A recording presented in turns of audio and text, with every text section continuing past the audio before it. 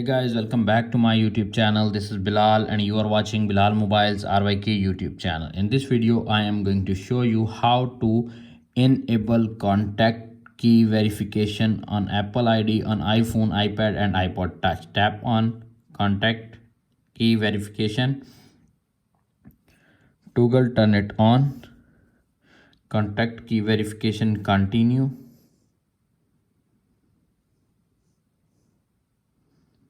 You can see appears on screen. Signing. You can see appears on screen. Verification in iMessage. Show public and code. You can see.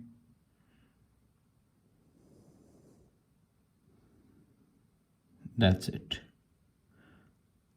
Go back and you can see appears on screen. Verification code is enable. That's it. After watching this video, I hope you will all know how to enable contact key verification Apple ID option on iPhone, iPad and iPod Touch latest 2023 method. If video is helpful for you, please don't forget to share and subscribe my YouTube channel. Thanks for watching.